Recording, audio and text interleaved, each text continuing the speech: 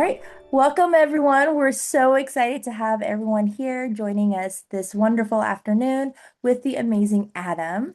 I first met Adam at a school where I was doing some consulting work, and he kind of shared his story, and I'm like, oh my gosh, this is amazing. This is something that we need to showcase at UCSB PACE.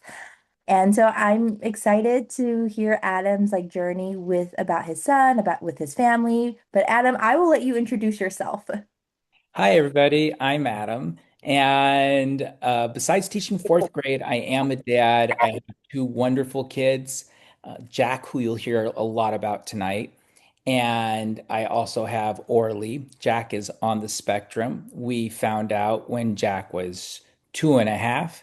And like many parents, you immediately are sort of faced with the process of what do we do first? What do we do second? What do we do third? And I'm sure I'll talk about a lot of those things tonight. And Orly, who is neurotypical and is in fifth grade and loves her brother very much. So I'm surrounded by uh, two great kids.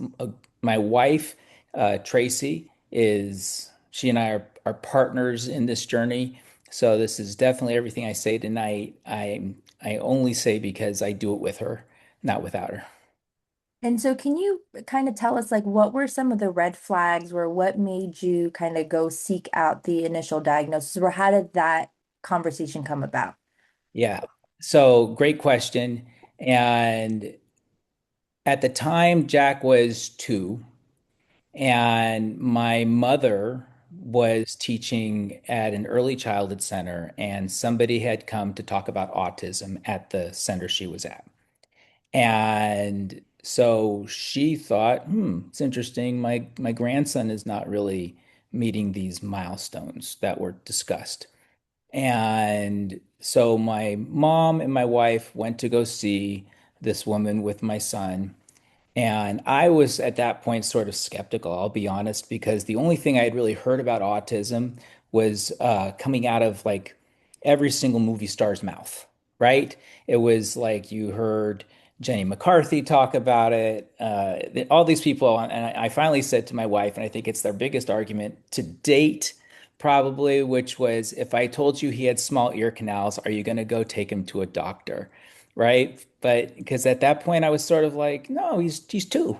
Like, what could possibly happen at 2, right? And friends, I'm here to tell you, a lot happens at 2. And so the first time they went, they were like, we really can't tell at 2. And and of course, a lot has changed in autism. And we went back about 6 months later. And at this point, now I'm reading books, I'm reading articles. I'm now taking this a little bit more seriously because I'm looking at Jack's eyes, for example, and he is not looking back at me in the eyes. And that was, and I'm really close. Okay. I'm thinking, I know my son. And how many parents out there have said, I know my child? Right? And this is sort of that moment of truth where I thought, wait, how did I not know this was going on? And so we went back and she said, this is autism. And I said, I need to know everything about it. What book do you recommend? It was a woman named Lori Stevens, who's over at I believe, a branch of the help group and is wonderful. And I can only thank her so much for putting us on the journey. And by the time we left her office to the parking lot, I was pretty determined that the river of denial was not going to be a place that I was going to be swimming in. And Tracy is the same way. So we started. I'm getting a little choked up. Sorry if you hear that quiver in my voice. Um, I was already on the phone with the author of the book she gave me, which was a woman named Lynn Cagle, and I immediately was calling my dad. Dad, I need to find a way to get to the agent who represents Lynn Cagle because I saw there was another author on the book. Overcoming Autism was the name of the book. And immediately, that's how we started our journey. We got in to see her, and we started our journey right away on the behavioral level. And then before we knew it, there was a speech person that we saw. Uh, and I think the most important thing I could leave probably saying is we have, changed our team over time. So what was working at one point, we thought, oh, this is now no longer working. We have to switch it up again. And this included when we got to school finally and all the things that have happened since then. Jack is now 19 years old and is attending CSUN. So a lot of different things have changed, of course, over time, but that was the beginning of our journey. And so for those of you who don't know CSUN, CSUN is a Cal State, it's a university, it's a state university in California. And so it's very impressive and it's a very it's a pretty like competitive, a very rigorous university. So it's very impressive for him to be attending a prestigious university. And so I know, a lot of times it's the moms that come and kind of talk about their experience, and we don't get a lot of like dad perspective. So I know you kind of mentioned it a little bit about how you were so determined, but like what was like the emotional like stress that you were, maybe you didn't have stress because you were just in that go mode. Like what was that initial like thought process? Like did your world collapse? Were you like, okay, no, we're gonna figure this out? Like what were the emotions going through your mind? Yeah, at the time, uh, I think that at the time, like maybe a lot of dads, maybe a lot of moms too, uh, is you feel like you're writing a script that somebody should have written already, right? Or has written. And so you're constantly thinking, well, that that parent must know something. Everybody must have the silver bullet, right? The thing that knocks autism out, right? And the reality is if you've seen one kid on the spectrum, you've seen exactly one kid on the spectrum. And that's what I learned real fast. Mhm. So in that respect, while there are things like communication and behavior that we always talk about, the ultimately it's that my cat kid is different than every other kid. And we went to a lot of different places and we kept on trying to find that silver bullet. And I think that every parent does that, right? And that's healthy actually, because you really want to find answers that are working for your kid. We saw everybody from we went to horseback riding therapy at one point, right? Just to see like maybe if he rides a horse, maybe that'll help him, with his core or something like that. Like we really, when I say we tried everything. And eventually the things that we found worked may not necessarily work for anybody who's listening to me tonight. But if there's a starting point and there's something in a discussion that makes somebody feel like, hey, that does sound like it could work for my child. I hope it does. Our big I'll call it like our big moment where we finally started admitting to other people that, and I think this is a scary thing, but for a while we kept calling it a communication delay, right? Like that's what we called it. We called it a communication delay, hoping that someday the nightmare ends. Mhm. And that's where we were at. Mhm. And when I look back on that, I really wish we didn't call it a communication delay at that time. I think we wasted some time, quite frankly. While we were doing all these services, we still tried to put on this brave face because we felt like we were being judged by other people. Mhm. And that was hard. And when we finally said enough's enough, we're going to call it autism. And that's because that's what it is. Why are we trying to make other people feel good about this?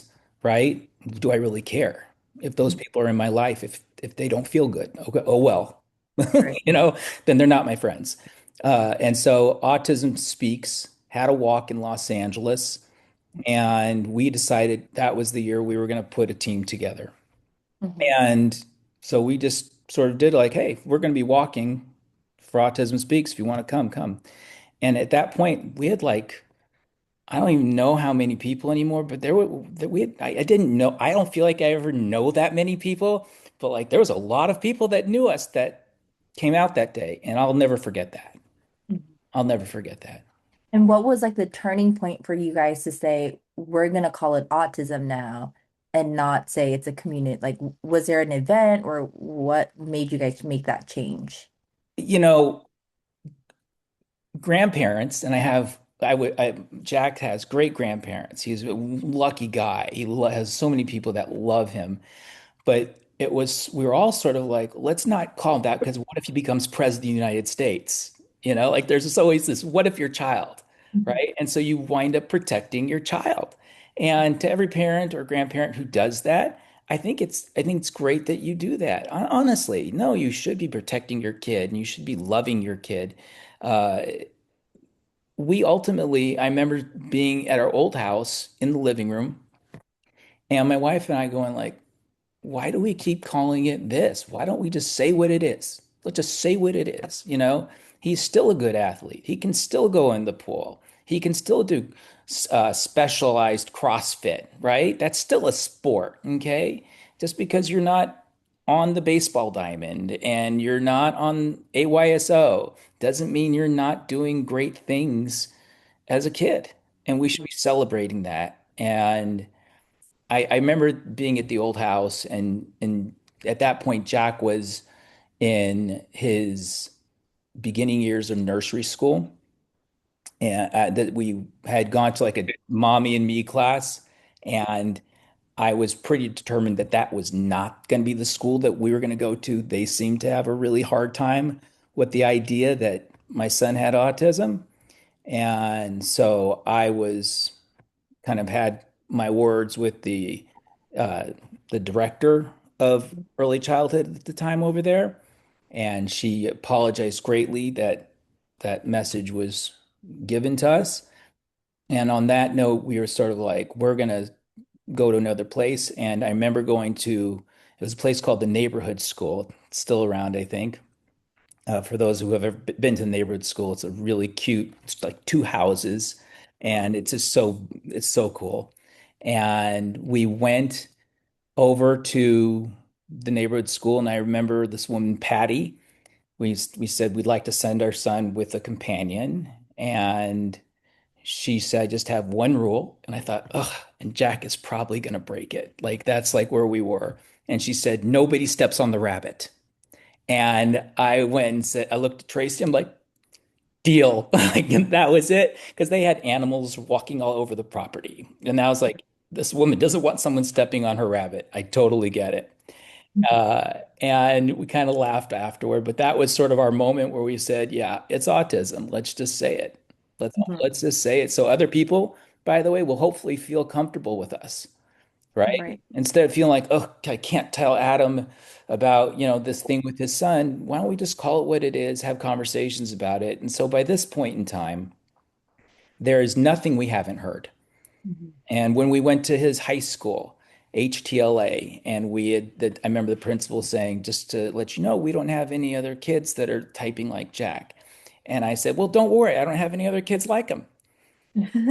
Right? And she felt so at ease. And Yeah. then we said, hey, by the way, we'd like to pay for like an ed specialist to come over and teach your educators how to work with Jack. That's cool.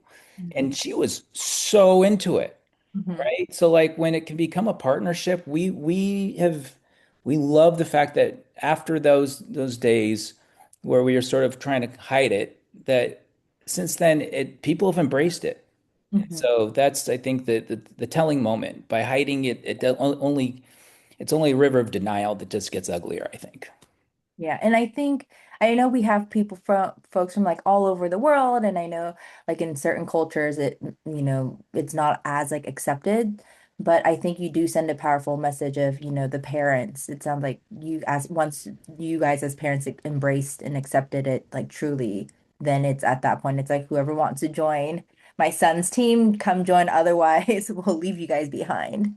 Yeah, yeah, and we're lucky. I don't remember. To this day I can't think of anybody, but there was one person that, and I think that for her it wasn't so much that she didn't want to embrace us too. I think that she just didn't know how.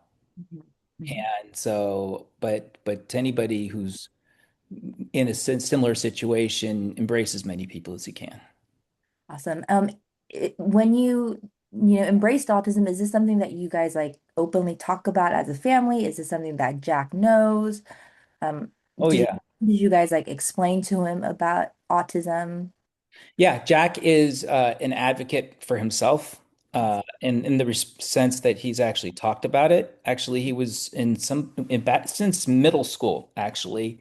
Um, Starting even probably like right before middle school, Jack was coming to his own IEPs. Awesome. I think that that was a really fun, exciting thing. He wouldn't stay for the whole time because I don't even like staying the whole time, but we do because they're sometimes long, right? And for someone who has different needs like Jack, they're always going to run really, really long, even though they're really, really important altogether. Jack would write a prepared statement for his IEP. His special education teacher had him come in. He would immediately say exactly where he's at, his growth, and at the same time, the things that he's working on. And he always liked to thank everybody too. So we would always hear, Jack's voice say, thank you very much for always looking out for me. There's one resource actually that Jack wrote in middle school for, and there's a lot of other people. I did bring it tonight. It's not my book, but it's just to care. But there was somebody who was a PhD over at a college nearby, and she wrote something called "Leaders Around Me: Autobiographies of Autistics Who Type, Point, and Spell to Communicate." And it looks a lot like this. So if you're looking for books that are interesting about typing, Jack actually wrote a couple of pages in here about his journey, and That's it's really fascinating. So I just wanted to point it out. If you're one of those people right now, like me, who's like I like to read everything, so this was something I saw. amazing. Yeah, because that's a question I get from a lot of parents. Like, do we share the diagnosis with their child? And for me, I'm like, that has to be a family decision. Um, as a therapist, I think absolutely, but the family, that's ultimately the family's decision. I think it's totally family decision, 100%. Uh, the thing is that I don't want to think that Jack doesn't know and that people are talking around him. That's sort of the funny thing as a teacher. We talk sometimes like the kid is not in the room, right? But the kid is in the room, even if they're not necessarily responding verbally. And what we learned very much about Jack, and I'm sure that there's people here that have felt the same thing or experienced the same thing, is while Jack's verbal may not be where we want it, his receptive communication is. And that was sort of the big turning point about AAC, right? About why did we finally do this after going to a speech therapist and why trying this, why finally AAC is because we really wanted to learn what Jack ultimately knows. And so that became a big part of sort of going, well, are we going to keep going down the road of getting him to learn words when it feels like it's drill and kill? Mhm. Or are we going to try and do the AAC and really see how much he knows? By first grade, we saw that Jack knew stuff that we just didn't. If you can imagine, like we're talking about, I know my child.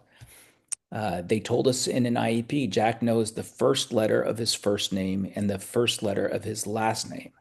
I didn't know if Jack knew his name. Mhm. Wow. Okay. So like that was to say that I love IEPs and I love going, like I love going because I'm like, I may learn something like that again. Mhm. As a dad, I may learn some really valuable information about my son. And that to me is like to all the dads out there like that, that's a big deal. So I hope that everybody has those experiences in life where you get to know something about your child that you didn't know before. Right. That's such a special moment. So you kind of talked about, some of the interventions. Can you walk us through what I guess, like therapy journey was for Jack and like how you guys transitioned throughout his life? Yeah. So the first part was the Kegel Center, and we we're driving from Los Angeles to Santa Barbara, okay, Two and hours for everyone. Yeah. every weekend, Yeah, and it's far. yeah, so we were doing that, and we would have been happy to do it every day had we thought like this was going to be the ultimate thing. We needed to find other pieces and as well. And so we started working with a speech therapist. Um, I would say the the problem we were having with the speech therapist, it did feel like here's the card, go ahead and, say what's on the card. It felt very much repetitive, but it didn't feel like there was necessarily learning involved in the sense that this was something he was going to use later, right? It almost felt like a fluency drill, like here's 400 math problems. And okay, you'll maybe get through some of those, but you're not going to get through all of them. And ultimately, where are you going to use it next? And how old was Jack when you This were? was, at this point, we're 3 and 4 when we're finally doing this. We had somebody going to the neighborhood school with Jack that we uh, found through the Kegel Center. And then at one point we shifted from the Kegel Center when their Camarillo office had stopped for whatever reason that I can't explain. But we there was another group and we used them as well. The problem that we were having, that Tracy and I kept on having, is it didn't feel like to us as parents that there was an ongoing link between the supervisor in the agency and the person who was coming into the home. Okay, so it felt like this person was sort of like the junior person and waiting for more instruction. And I know as a teacher, and I think a lot of educators know this, that if you're not going to constantly differentiate and grow a program, it can become very stale. And I actually remember one time a friend of mine was over at the house, and I said to her, Jack is going to flunk intentionally if they don't change the program.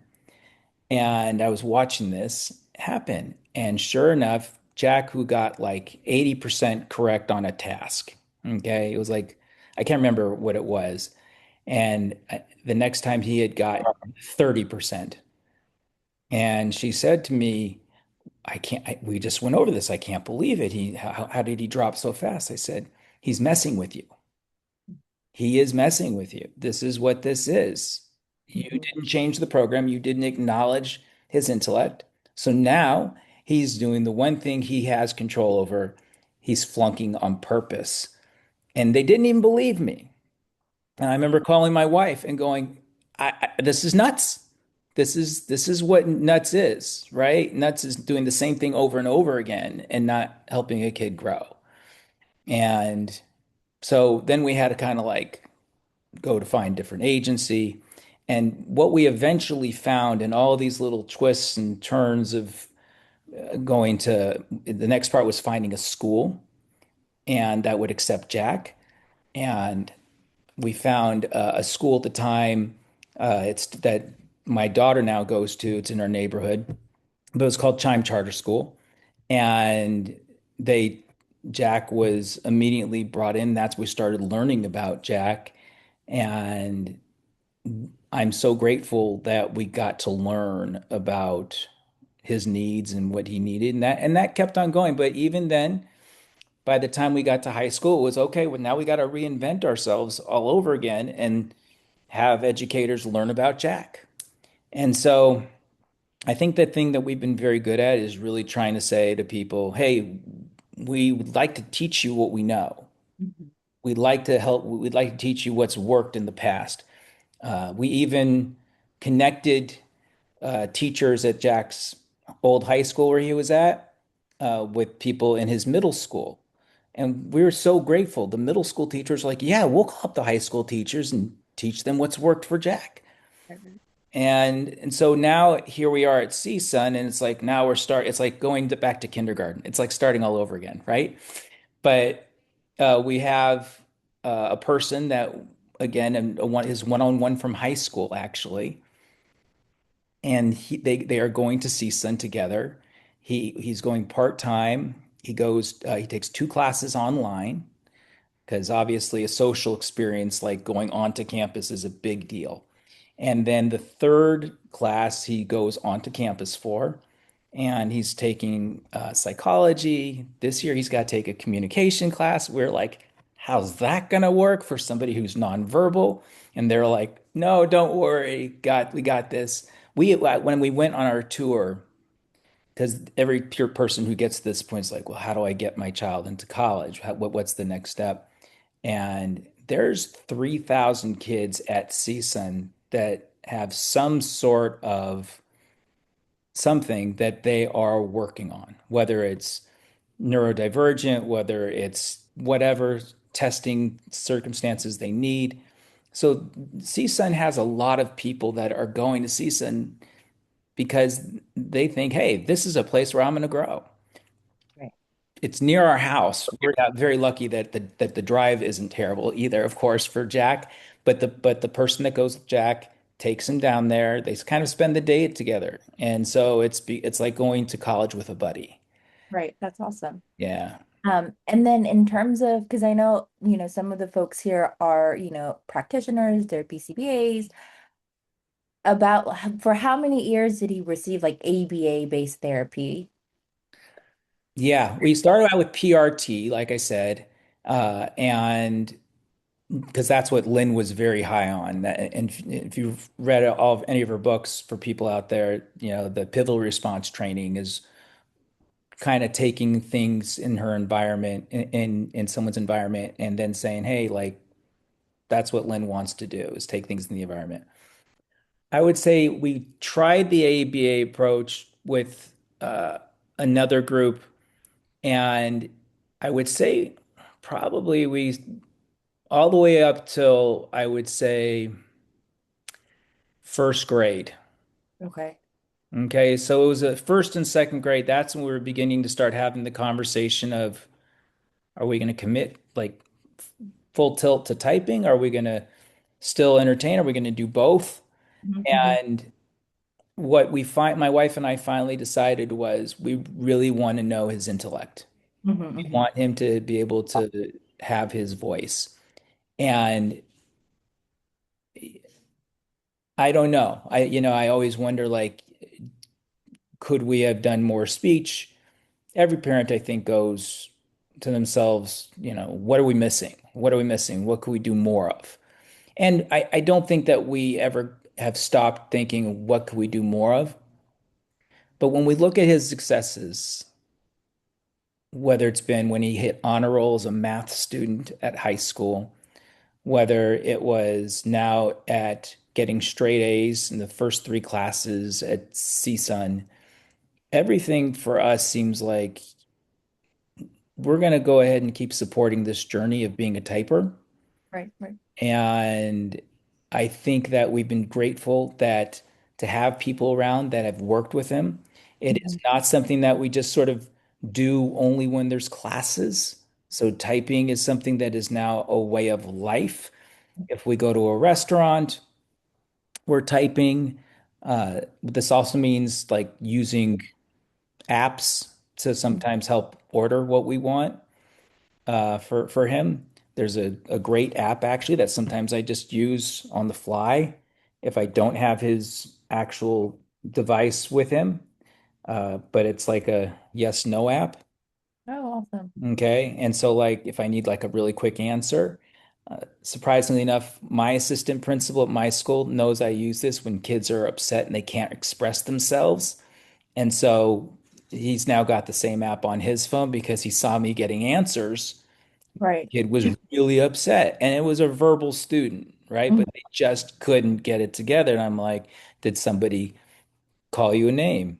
And then Right. and it would say yes, and so I would get more from that kid who's going, Hmm.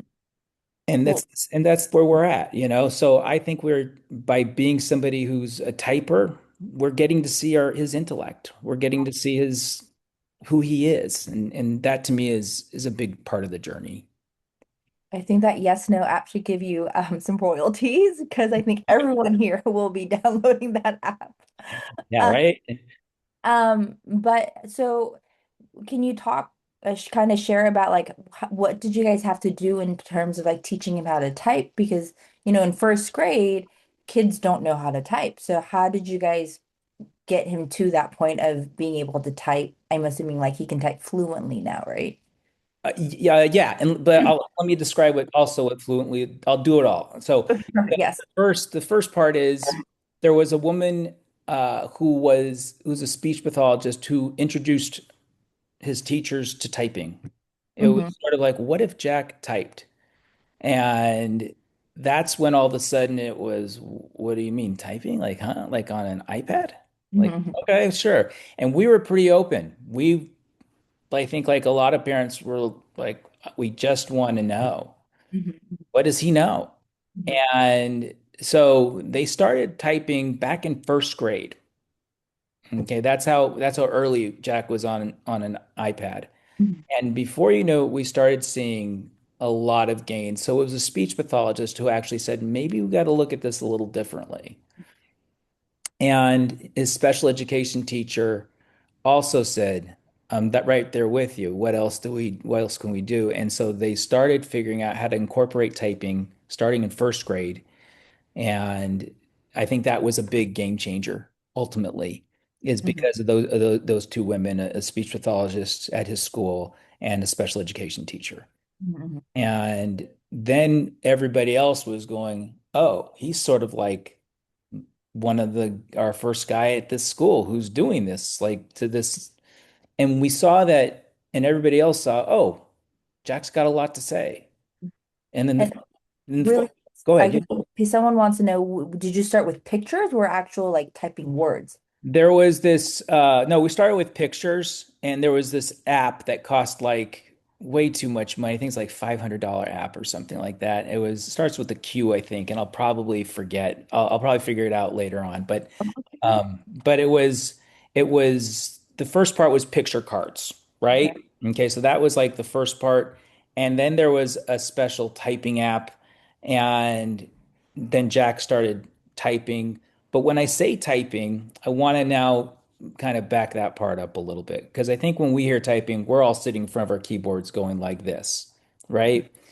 But for Jack, it was we need to figure out how to have him feel the pressure of wanting to type, right? Not like a Ouija board, right? We've all done the Ouija board at someone's house and you guide someone's hands like that. No, okay?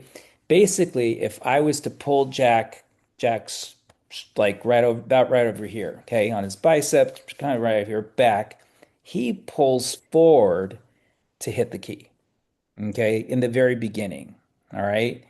Then it got to, okay, I'm gonna start up here, but now I'm gonna go ahead and get my hand down here and then eventually kind of off. Hmm. And now we're at the stage where Jack is typing like this.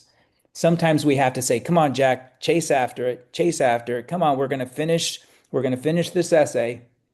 Hmm. Okay, now he's going like this, but now we're not touching him at all.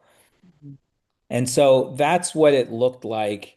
And so that required training to not just, you know, parent training, but it also required that special education teachers needed to get some training, that his one-on-one needed to be trained by the special education teacher, right? This is how you type with Jack.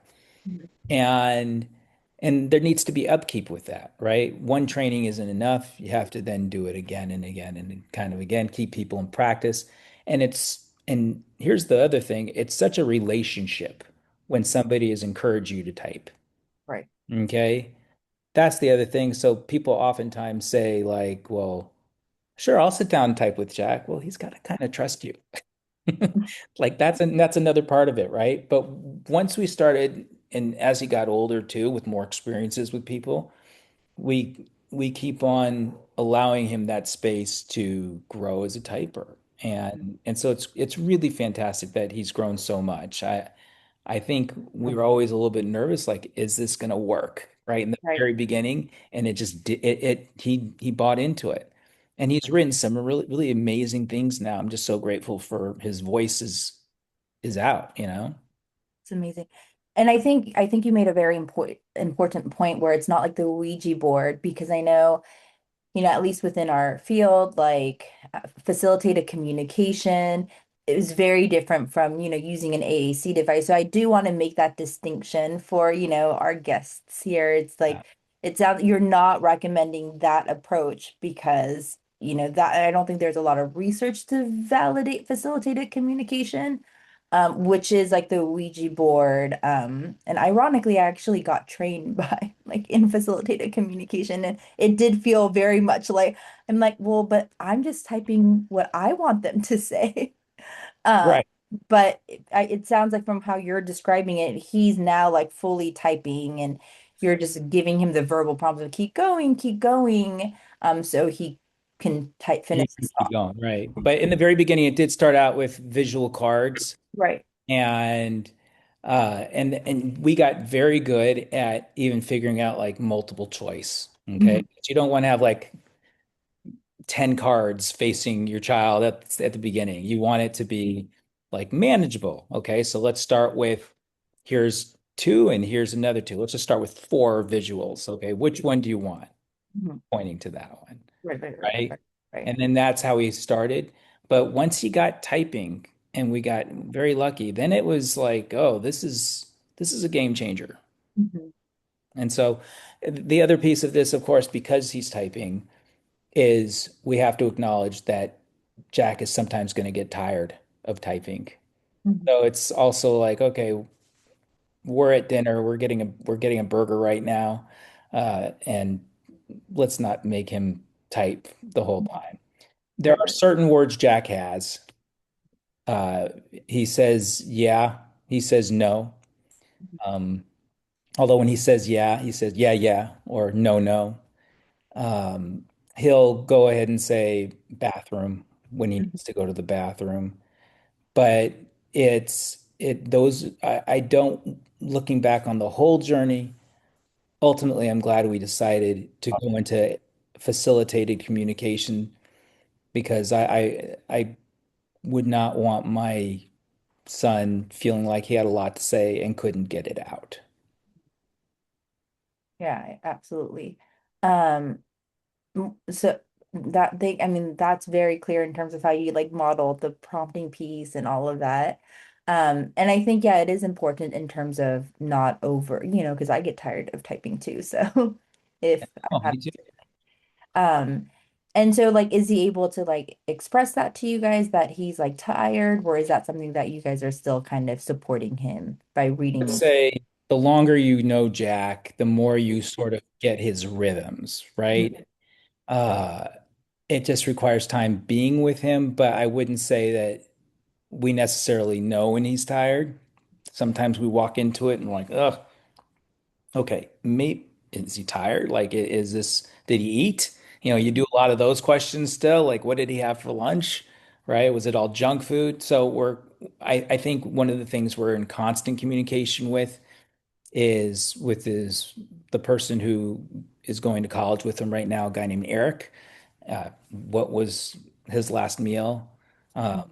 just so we can kind of figure things out. But I would say there's a lot of coordination that happens on the home front in order to understand more about Jack and his day. Got it. And so that's the hard part. But those are things that I think every parent is always learning about their kid is what happened that day at school. And then you get your kid who always says nothing, right? And here I'm like, I can't have nothing. I can't live in a world of nothing. I gotta really know what happened to Jack that day. Right, right. So that's a little bit of a, I guess, a glance of for all the parents that have somebody who came home and said, "How was your school today?" You said, "How's their school today?" And you're just like, "Fine." What did you do? Nothing, right? And for Jack, I really need to know what happened. Yeah, Mhm. because Mhm. I'm trying to figure it out when I walk through the door. Absolutely. Um, and in terms of just his like interests, what are some things that he likes to do? Great question. And those are the things I love to talk about the most. Jack is loves swimming, actually. I taught him how to swim. It's not because of executive functioning purposes. It's not like official crawl stroke. He goes in the pool. He is water safe. He will plunge all the way to the bottom and have a lot of fun doing it and blocking out the noise. He loves going on walks in Ventura, uh, near the beach.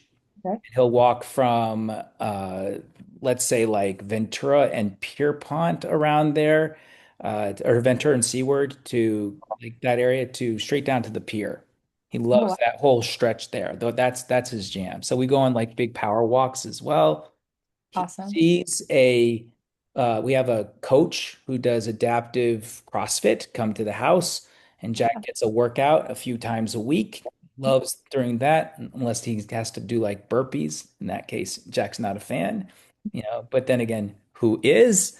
But his coach is pretty tough. So that's been very good. So Jack loves that. And for the first time in a long time, this was a really good deal for our family. We really didn't do much flying because getting through an airport with somebody on the spectrum is really hard. If anybody knows anybody at an airline or an airline security, I really do think something should be done. But it's, we would go we finally went to Hawaii, and that was a really exciting process to go to Hawaii with Jack, getting through the airport security where they frisked us going both ways because I'm sure out of all the people in the airport, you decided to go after the kid who's on the spectrum, right? Uh, just saying, gotta own it, airport people. But we get on the airplane and we are, flying and having a great time. We get to Hawaii, we take nice long walks on the beach. We swam in the ocean. He loved the ocean. That was exciting. He kind of walked out as if it was like his. And I'm going, Jack, there's like waves. Like, I'm more nervous, but he was really into it. So I'm really hoping that someday we go back to Hawaii again. And but yeah, I'm proud of everything. What's holding for not going maybe this summer? We're making plans. We're making plans. So I'm really hoping that we once we get travel schedules and everything, or at least schedule and my wife's work and all that. So I was gonna say maybe one suggestion is use a smaller like Santa Barbara Airport or even Long Beach. you know what? I Long Beach, all those places are great. We actually had a really good time in Coronado as well, and San Diego, and a lot of different places in Oh no, between. I mean like flying Oh, flying. at smaller airports. That's been kind of my thing over. I think Long Beach has a direct flight to Hawaii. We had tried Burbank, I think, at one point, and we had good success going through Yes, it's back small. backside of the Burbank airport. They had an airline, and we used that one time, and that was actually really great. Awesome, awesome. So yeah, but LAX, that one's that's a Yeah, it was just a little bit much. So if we go back, I'm really hoping we find a way to do it successfully. I'll let everybody know is the next time I'm on a webinar. This is how you get through airport successfully. So. or fly private, right? If you have all the money in the world.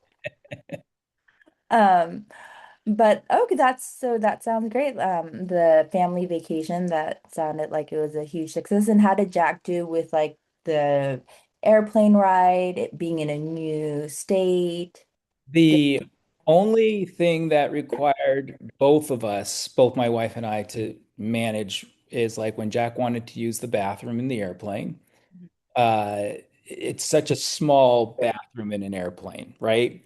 And so we really had to like one of us had to like hold this curtain that blocked the aisle so then the other person could like tell Jack, okay, Jack, like, go use it. It's safe. It's cool.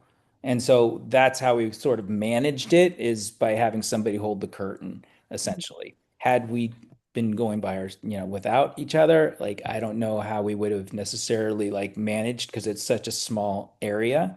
The flight attendants were wonderful. My mom who and dad came with us, and my mom brought See's candy for all the stewardesses, like kind of like make it like, hey, we're here, you're gonna notice us. So like, hey, here's some chocolate. Like That was her way. So everybody was really nice once we got on the plane and just really generous and with us, and so we're grateful. Awesome. And then can you kind of talk about what are some of his favorite subjects, his least favorite subject? Yeah. Jack in high school, well, it's changed. In high school, Jack was a huge math student. Loved math, got honor roll in math. And math was well broken down for him by his math teachers. They really wanted to get to know Jack as a learner. And so they definitely would um, make the extra effort to tier things so Jack could have the work on his iPad and so he could point to certain things as he did it. And so it was really great. But when you see we had footage of Jack winning a math award. Right? Wow, that's amazing. Yeah, and people were clapping in the auditorium. Of course, he was wearing his noise Mhm. canceling headphones for it, and he went down and got his certificate. We were just like so amazed, right? So for us, it was really a very special moment when he was doing math. Right now, he's sort of trying to find himself in college as far as like what's his favorite subject. He's real excited about his psychology class right now. Okay. He really felt like the last professors that he had in the first go around were really good. He was a humanities teacher he really liked. So I think he's just trying to figure out right now like which is his class. They call his major exploratory at CSUN. So Okay. you're kind of taking a little bit of everything right now rather than committing to being a film major for the next 4 years or something. Oh, that's amazing. I mean, it seems like he's really living a college life, ex trying out different classes and seeing what really speaks to him. Yeah, in middle school, he was very much, in the beginning of high school, he loved writing Hmm. and he loved journalism. And he had a really good journalism teacher Hmm. in high school as well who really got him. And actually, he was such a great teacher. He said, because normally for the course, they had to write like 9 articles or something like that. And he said, how about if Jack just hands in 7? Why don't we just like work on the load Right. and that'll be enough. And we were like, okay. And so I think as a teacher, I really valued the fact that he had the forefront to come to us and be like, why don't we just have him do this? Because Mhm. that'll be easier for him to type since Mhm. he's typing so much. It sounds like you guys have had like met some amazing people, like teachers and the support, like his aid. Like how did you guys? I mean, I feel like because that I feel like is like a battle in it of itself. Finding a great community, great teachers, just people that really care. And so, how would you say you guys got to that point of being able to build an amazing community for Jack? Was it by luck? Was it by trial and error? I think it's well, first of all, community is what it's always all about. At the Mhm. heart of whatever parent does, it's always about building your community, and that's hard. Mhm. And because you're always, I think, a little bit of afraid of, are you going to be accepted? Mhm. And there's all you've already been sort of in your mindset, been sort of told that you are not going to be in this community. You're going to be in this community instead, right? You're now a special needs parent. Mhm. Okay? This is what you're in, okay? And what for us, as slowly as it went along, we just sort of said, hey, we're gonna, and I'm gonna give my wife all the credit on this one because she's amazing at it.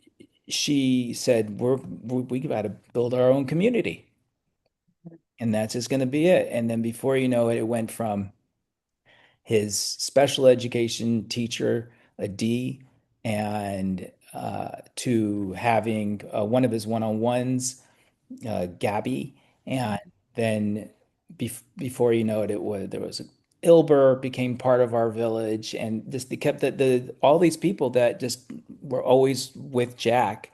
We just kept on making sure that they continued in our life no matter where their journey went. Mhm. It was very important. So birthdays, they come on over. Right. And I think one of the things that I'm sure there's a lot of parents have realized is like you're not going to necessarily have the same birthday list for people to come over for your child's birthday. Mhm. That's humbling. I know I just said that. It sounds rough, but it's true. Mhm. It's true. And it's not like a thing that like I'm hurt about or anything, but because Jack doesn't communicate in the same way as the other kids in class, you're not going to have that same list. Mhm. So the question becomes is who is going to be on Jack's list?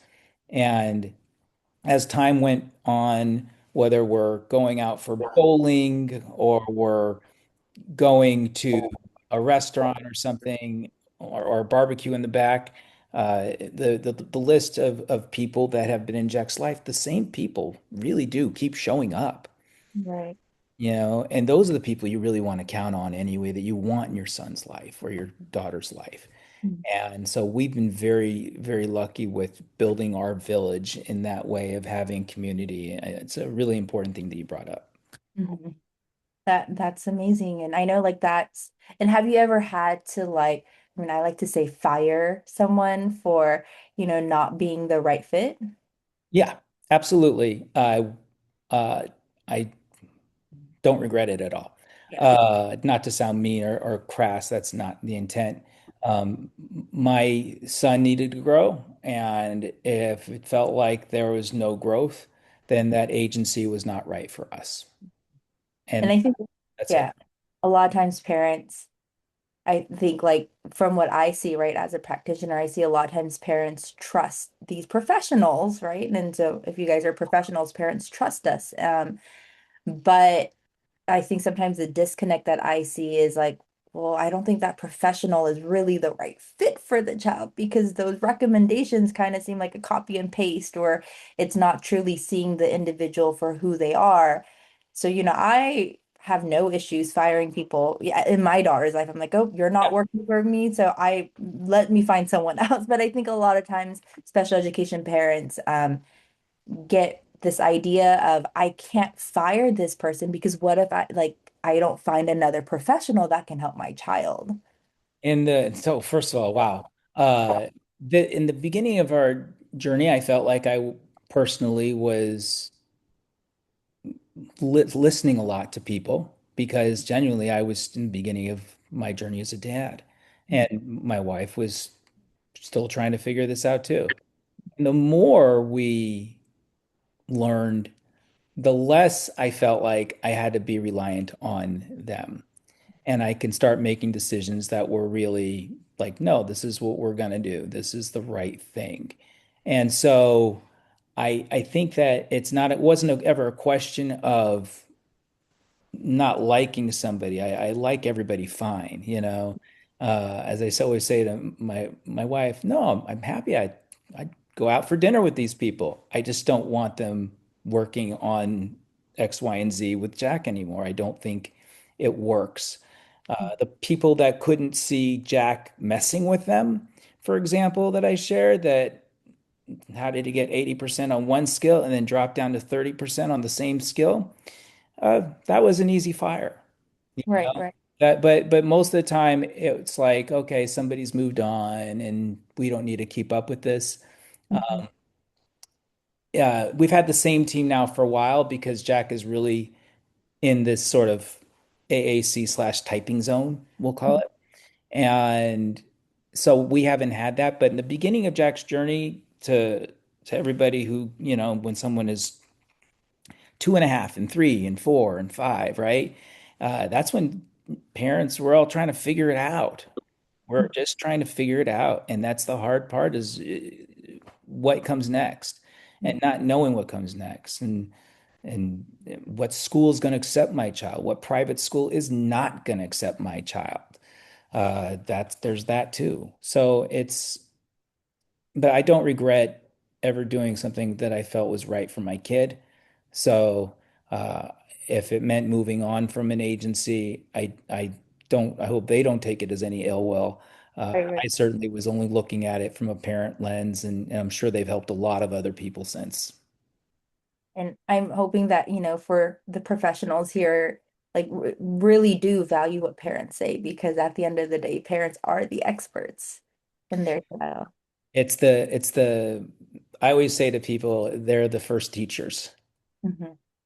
They're the first teachers in your kid's life and your student's life in this case for people who are here tonight. So um, I think that there's always something that we can learn from a parent and something that I'm always hoping and keeping my ears open when someone comes in because I'm like, okay, wait, I might learn something here that I didn't know.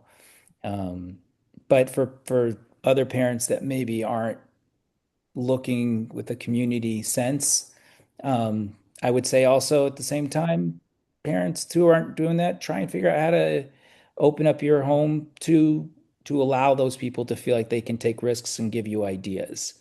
Because it may be something that you're doing that's putting them off, and then you're not hearing each other. Right. And that's happened, like I've that's an important thing. We Tracy and I, my wife Tracy, I remember we said we have to be prepared that everybody's going to basically look through our underwear drawer, Hmm. right? Like that's what people are going to come into our home to work with Jack. We have to be prepared to listen to every single thing that comes out of their mouth, even if it makes us want to scream, right? And so we had to sort of take a pact with that. And I remember one time somebody came in and Tracy's like, I hate her voice. I hate when she says this, da da da da. I'm like, but she's the person who keeps coming back to the table with ideas. Hmm. We Hmm. need to we need to respect that. We may not like one idea, but we may love the other. And so like this is Tracy and Tracy's like, you're right, you're right, you're right. We got to hold true to, make sure that people feel welcome and people can give ideas. And I think that's such a like amazing mindset that, I know like sometimes because I do home-based sessions and stuff like that, but it's always like, if I were in the parent shoes, it feels like an invasion of privacy at some level. And did you ever have those thoughts where was it like I'm okay with that if it means it's helping my son? I was always okay with if it's helping Jack, Uh-huh. right? If this is helping Jack, right, then we're good. Okay. There's not much I have in my life that I take like this is so important to me beyond my kids. Right. So if it's something with Jack, something with Orly, we're good. Otherwise, I have nothing that is of value. So, what other people may think, oh, this is my lucky sweatshirt. I just don't have a lucky sweatshirt. I'm not gonna ever get one either. So for me, I just want what's the best thing, and I always want good communication between everybody. So that's really it. My wife feels the same way. Uh, like I said, the moments that we've had, we share with each other and we laugh, and then we move on from it. Great. And then my very last question, and then we'll go to the audience, is did Jax ever have any like behavioral challenges like growing up? And if he did, how did you address those behavioral challenges? Stims are wicked, and they have changed over time that we've known Jack. Uh, Mhm.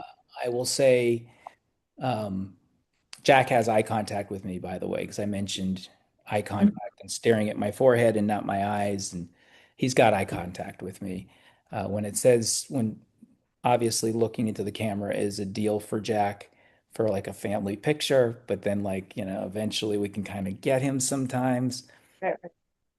I would say at one point he was licking the side of his hand like this, and that was a gross stim that he had, and then that went away.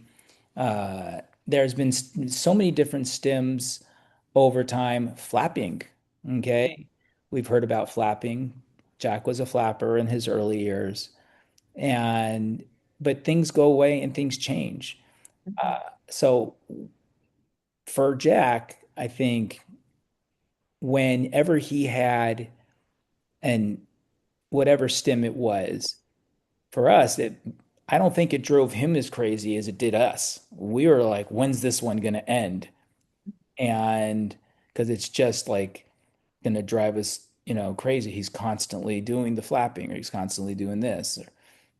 And what we learned is it's just going to shift. So we just have to be patient, kind of almost like let it run its course and just be like, stay calm, and let it go through. If there was a tantrum, moments where he tantrumed or something like that, we did a tantrum protocol, right? Jack would go to his room, and then immediately we would say, hear him calm down. And then we'd say, great job, Jack. You calmed yourself down, right? Great job. Great job. Let's go for a walk.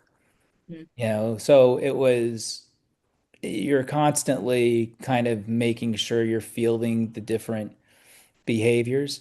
Uh, but there's good behaviors too, right? Right, right, Like I said, we go on walks to the nearest Starbucks, and he likes getting a lemonade or a passion fruit iced tea with lemonade sweetened, is what we've. right. There is a difference apparently. Oh, Uh, there is all sorts of different things that he's liked to do, and we, value those behaviors as well. So, yes, there's been stims. That's normal for the world of autism, right? So for us, and I remember Sunny when you and I were talking, and is there concerns about my son I thought about? And the reality is the concerns that we have are it's autism. We've embraced it, and this is life. mhm. Right, right. I mean, I think parents always will have concerns about their child. So It's healthy. Do it. Have a concern about your child. awesome. So let's see, we have some questions. Um, I think you kind of answered this, but when did you decide that using an AAC device was something you wanted to try? When did you realize he was struggling with speech? Yeah, no, great question. I would say probably we always knew he was struggling with speech. Like that was because we got him diagnosed so early by officially 2.5. So I Mhm, would say finally we were experimenting by first grade mhm, and that was based on his school's recommendation, being like, have you thought about an AAC device? mhm, We're like, what is that? mhm, Like you now told us something we didn't know, right? mhm, And so it was first grade, and they started using it all of them, from, I say that, his education specialist, his speech pathologist at the school, his general education teacher. mhm, And it mhm, was with those cards like we're talking about. And then by the time we were now elevating to second grade, then we were starting to type, right? He was pushing forward, we were pulling back.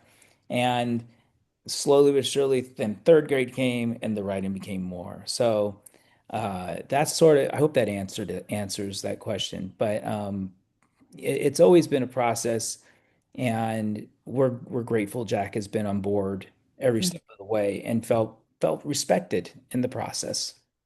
That's awesome. Did you notice a difference in his behaviors when he found a way that he could express himself via typing? Actually, yes. I think that the behaviors that we saw were like it almost looked like from somebody walking into a room and not knowing how to like communicate with somebody. All of a sudden we're like, no, he's now looking like he's communicating with people. And so uh you saw somebody who looked a little bit more sure of himself is what I began to see. And for me, that was the best thing that could possibly happen. That was ultimately the best thing that could possibly happen, is that my son felt like he was connected to the larger group. There are moments where he still feels like I really need to get away from this group. But the greatest note that I ever got from a teacher is that, so we had an issue today, and I said, what's that? He said, somebody tried to cheat off your son's iPad. And That's I laughed so hard. So that happened. yeah. I was like, well, I guess they're pretty smart. I don't know what to say. But yeah, somebody in this class tried cheating off of his iPad. And that was very funny. Yes, that is very funny. Good for Jack for Right? being too smart. Right. Awesome. Has he initiated any romantic relationship conversations where topics associated with being an adult that may be uncomfortable to address initially? If he has, how do you approach that? Okay, so this is difficult. He has not necessarily had like a romantic relationship with anybody. However, he has expressed when he's noticed people. Mm. And he's said that to his one-on-one. Okay. So he would see somebody and then be like, I think she's cute, right? Like he would say something like that, or I noticed her, right? But that's where it kind of has ended. He hasn't necessarily taken it a step further than that. So we'll see. I don't know. I'm sort of learning as I go on that one too. So I don't know. Are you ready for if he does enter a re relationship? Are you ready to accept and embrace that? And If whatever Jack wants is whatever I want to always encourage, and but we it so far that is not something that he has gotten to that point yet. So Mhm. we'll see. I'm always whatever Jack wants and open-minded to it all. Mhm. Um, and then how was Jack's interaction with other kids? Does he have any friends? I'm going to be real clear. That has always been the hard thing. When he was at in middle school, there was three kids that really embraced him, and they were neurotypical, Mhm. and they really did embrace him, and that was really great that he had them. We had them over to the house. After middle school, when people went to different high schools, it was harder to keep those kids in the loop. But we've tried and tried and tried. It doesn't seem like that has been the easy part in the high school that he went to, but the benefits of a really good um, for those who call it a AAA at schools or a one-on-one or behavior whatever role is the person who's really good at facilitating even relationship stuff. So, always making sure that somebody feels like, hey, include so and so into your play is always a great thing. And even at the adult level, Jack, when I went with Jack to his orientation at Cal State Northridge, Mhm. and we had to be sort of in like a new freshman orientation, and we're all standing in this circle, and there's like 20 kids, and they're all going around. You have to introduce yourself, and you're like, if you're living off campus or what your major is or something about yourself. And so everybody's going around, they're all saying, hi, I'm Sally, and I'm a freshman, and I'm staying over in this whatever. And it gets to Jack, and Jack types on his iPad real quickly and and then hits the button that makes the voice sound for what he typed. And I remember looking over out of the side of my eyes, and I saw a student going like she didn't, it was like her first time seeing something like that, obviously. And the two kids next to him didn't say anything because then now we're in a small group and now we have to like do some activity. And Jack does the activity with them. And I said to them, and I was like, do one of you want to speak and share what we did as a group? And they were like, I was like, do you want Jack to speak? And they were like, yeah. And so Jack then, of course, types it on his iPad and then presses the play button to share. And so after a while, it just sort of became like, this is your classmate, and what it is, you're gonna learn about. So I think that most people want to, again, like I said, be part of the community. They want to learn about it. They want to accept it. But That's amazing. finding friends is always a hard thing. Mhm. In terms of like, I guess my question is like, since he's now like in college, like in the next 5 years, what are some like goals that you would have for Jack, like driving or more independence? Who? Yeah. So he's not going to be driving himself. Okay. That's definitely not going to be something that happens. Something that we did talk about because Jack takes three classes. So he's taking total of 9 units. And one thing that we did talk about as a team, if Eric could like go to the student union or he could do maybe a workout in the workout area so he can interact with people.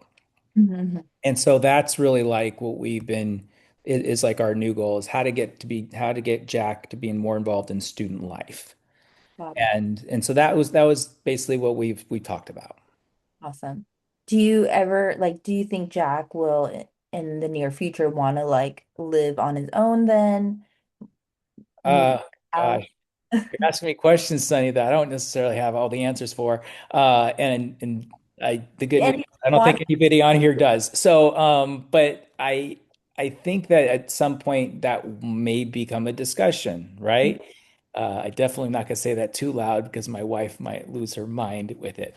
Um, but that's I think something that we'll definitely talk about at some when he's ready. I think right now.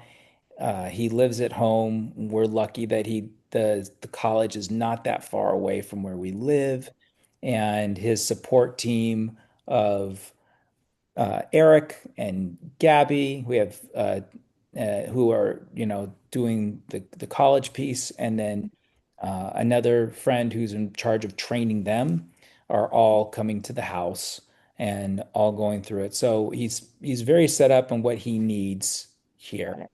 Right. So. But if he one day said, Dad, I'm ready to move out, you're gonna have to support that, right? I'll have to figure that. We'll have to support that, and we'll have to figure out like what would his home need, Right, right. and who would be helping him with making food, Mhm. or who would help him with, you know, all sorts of different things. It would have to be there would be a lot of things to go into the process of how to do self-care and things. So, and that's always a hard part. But for Jack, it's not something that we ever rule out because it seems like he's always surprising us. Absolutely. So as we wrap up, if you had to give, your final like few words like advice, like what would it be to aspiring professionals, current professionals, parents? I think that the most important thing is build your community and the people that you think like, how am I going to share this about myself? They're probably the people that you be surprised that would want to be listening to you and would want to help you. Uh, I think that the thing that I learned is it's not a question of sympathy that I ever want. I don't want sympathy from anybody. I want maybe empathy, Mhm. right? The idea of like, hey, Adam may need some help with this. Tracy may need some help with this, right? But we have jobs. We have great kids. We have a great house. We're good. Right, Okay, right. so I don't want your pity party. And I hope for other people out there that if you're feeling like, oh, I need a pity party, I think that that's the behavior you got to kind of say to yourself, I gotta figure out how to check this because it's not helping my kid. Ultimately, what serves your kid is really what the journey is all about. Mhm. And for Jack, I hope that he feels like he's got two parents that have been constantly thinking about him and his sister and what they need. So build your communities with people like that. Awesome. No, I think that's an amazing advice. And I mean, as parents, I again, like I said, a lot of times it's the moms that give us their perspective, but I think getting the dad's perspective makes it's really important because dads do play such an important role in their child's life, and every journey is so different. But I think if we can learn from one another, um, and oh well, Adam tried this, let me try this too. My child's not talking, maybe I do try the AAC route. I think if we can inspire people, that's the goal for us hosting these webinars. I'm very grateful, and Sunny, thank you for having me on today to share about my journey and my wife's journey. And I'm, like I said, only one piece of this puzzle as a dad, but amazing grandparents Jack has, and my aunt Cindy as well has been a big force in the process. And so I'm just very grateful that I have a family that said, "Hey, no, this is what they're doing." So Mhm. I'm grateful and humbled for that, and I'm just grateful. Awesome. Well, sounds like you guys are doing an amazing job. And, I think children will always continuously surprise us, no matter how old they are. I'm sure that's what your parents say about you. That's for sure. That's for sure. My mom says that about me too. So, I'm sure Jack will always surprise you guys throughout his life. No, I'm just, and this is, I guess, for new parents, but when Jack was born, my mom said to me, "Do you feel like you're feeling?" And I said, "Yes, like all the time." And she said, "Well, then you're doing it right." So as that didn't sound very good then, and it certainly didn't sound very good now. It's what it is. It's right. It's a journey where you always feel like you're making up the script as you go, and I think that's just what it is. Parenthood is about making up the script as you go. So Awesome. Well, thank you so much, Adam, for your time. And thank you, everyone, for joining us today. I will send a follow-up email and have a great rest of your evening. thank Bye. you, Penny. Thank you, everybody. I appreciate you.